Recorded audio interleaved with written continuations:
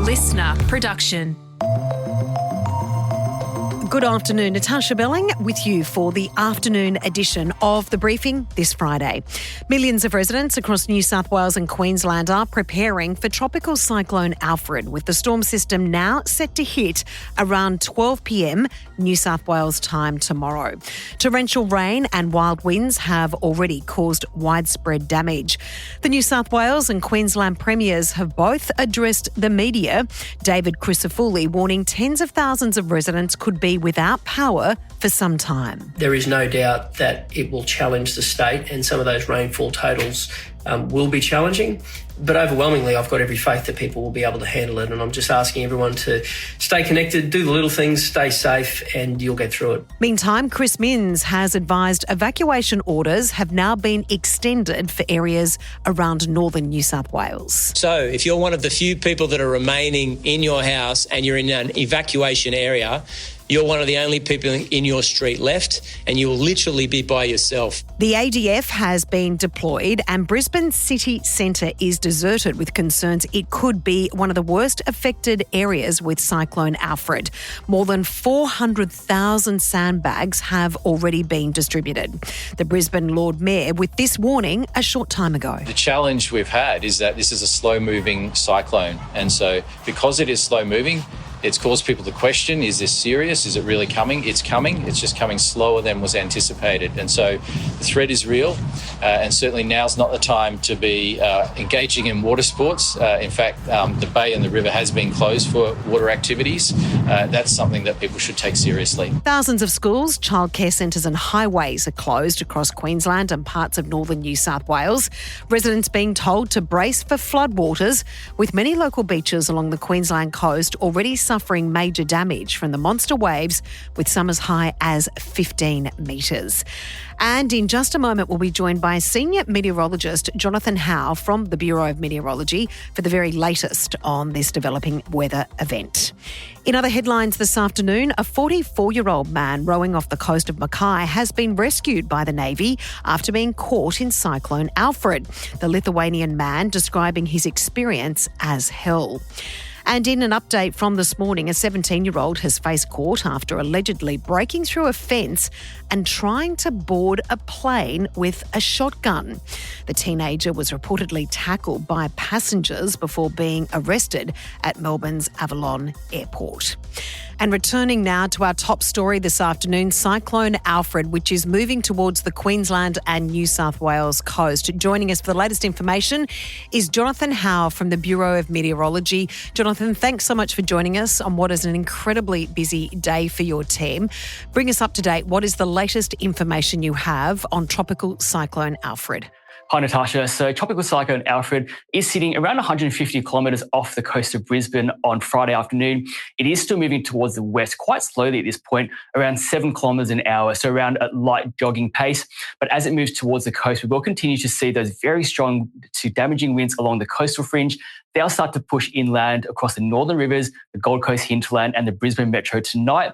And we also will see that heavy rainfall building across the northern parts of New South Wales and then into southeast Queensland tonight and into Saturday morning. And at this stage, the tropical cyclone is expected to cross the coast just to the north of Brisbane late on Saturday morning or into early Saturday afternoon. But well before that, we will see very severe weather. In regards to what the cyclone is doing at the moment, Jonathan, it seems to have gone out weakened and then is moving incredibly slowly. Is that a good or a bad sign?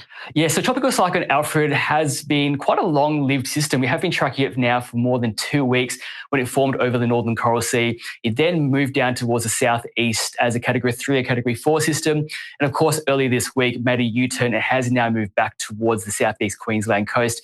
It has taken its time and it has quite importantly slowed down and even stalled. And what that means for residents is that there is a longer period of time where we do see severe weather before the actual landfall. So if you're on the Gold Coast, Sunshine Coast, or even across Byron Bay, you will have seen those huge waves over the last couple of days. And that has caused very significant coastal erosion. We've seen beaches being eaten away. And because the system has taken longer to reach the coast, we've seen those hazardous coastal conditions lasting even longer than what they would have. We've seen huge waves in excess of 15 metres offshore. And then for the rainfall, we've seen really heavy rainfall across northern New South Wales, and that's persisted for many days, particularly because the cyclone has sat off the coast for so long. But thankfully, it is now starting to pick up its pace, but still very slow. And so we are expecting to see very heavy rainfall right up into that crossing. So still a long way to go. We do know that residents are very weary of seeing these warnings, but there are some very dangerous periods ahead. And in regards to those dangerous periods, Jonathan, can you break that down for us? Because as you just mentioned, it is slowing. So therefore, we're seeing more dangerous waves and also more torrential rain. Yeah, so starting off with those coastal conditions, we'll continue to see those very powerful swell and waves coming through from the east, eating away the beaches and causing inundation of some of those low-lying areas. Of course, the real critical time will be around high tides. We've got a high tide coming through this afternoon, and the next high tide is due around 3 or 4 o'clock in the morning tomorrow. So that will really exacerbate some of that flooding and car parks and some of those areas along the beach which haven't already been eaten away by those waves. To the rest of Friday afternoon and into the evening, we'll see that rain build. So the first concern is for around those eastern-facing slopes of northern New South Wales, all the way from Coffs Harbour up towards the northern rivers. We'll see some very heavy to intense rainfall leading to river rises. So we are already seeing the river rise at places like Lismore and other places like Kyogle, Casino and Tumbulgum. We'll continue to see that with the potential for moderate to major flooding tonight. If you're in Queensland, we'll see those winds picking up tonight across the Gold Coast and also Brisbane. And then from Brisbane and the Gold Coast, the rainfall really becomes quite heavy into the early hours of Saturday morning. And for all these areas across the tropical cyclone warning zone, the wind, the rain and the surf will really pick up many hours before that crossing time at this stage, late Saturday morning. And just on that point, Jonathan, in regards to when it crosses about 12 p.m. New South Wales time tomorrow, when are the conditions set to ease? Are we set to see 2 or 3 days of very cyclonic winds and heavy rain and then it should ease? So we would really like to let residents know that just because the cyclone is crossing, it doesn't mean that the danger is over. Once it crosses, the winds will gradually start to ease as the cyclone interacts with the land, and then it will be downgraded back into a Category 1 and then a tropical low. But because it is still bringing a lot of moisture from the very warm sea surface off the warm ocean off Brisbane, we will see very heavy rainfall continuing all the way through Saturday night and into Sunday as well, right across that stretch from the Sunshine Coast through Brisbane, the Gold Coast and northern New South Wales. And that heavy rainfall may even push into the Darling Downs. Places like Toowoomba, Warwick, down towards Stanthorpe, and even the northern tablelands could see heavy rainfall, talking places like Tamworth and Narrabri.